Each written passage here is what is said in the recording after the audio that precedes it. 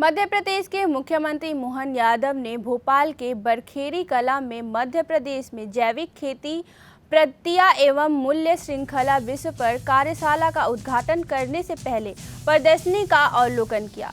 इस अवसर पर मोहन यादव ने कहा कि पूरे प्रदेश में जैविक खेती और कृषि आधारित उद्योगों को बढ़ावा देने के लिए उन्होंने कृषि विभाग से यह कार्यशाला भोपाल के बरखेड़ी कला में आयोजित करने को कहा है।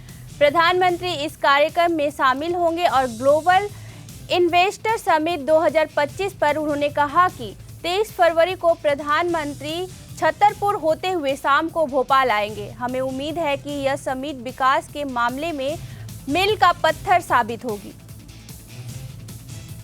दुनिया के लोगों का स्वास्थ्य अच्छा रखने के लिए मध्य प्रदेश से वैसे भी फूड बास्केट है। लोगों का खासकर कृषि में जो मध्य प्रदेश का अपना योगदान है वो किसी भी राज्य से सबसे ज्यादा है। ऐसे में हमारी खेती में कम से कम रसायन का उपयोग हो, जैविक को प्रोत्साहन देकर के निर्यात में हम बड़ी भूमिका अदा कर सकते हैं। अब तो जैविक कॉटन की बहुत जबरदस्त मांग है।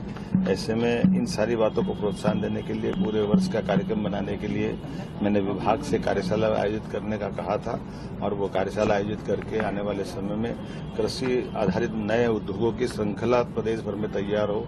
जैविक खेती, प्राकृतिक खेती को प्रोत्साहन देने के लिए जैसे पिछली बार 30,000 हेक्टेयर का इसमें टारगेट था, अब की बार हमने कहा कि 1 लाख तक बढ़ाइए और 5 साल में इसको 5 गुना करना है। कुल मिलाकर के हम अपने उद्देश्य की प्राप्ति करें।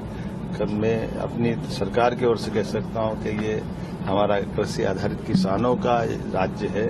किसान, महिला, गरीब, युवा सभी को एक तरह से खेती के आधार से ही सबकी प्रगति संभव है। तो इनकी उन्नति जितनी अच्छी हो सकती, जो हो सकता वो सरकार सब करना चाहेगी। सबकी बेहतरी के लिए सरकार लगातार काम कर रही है।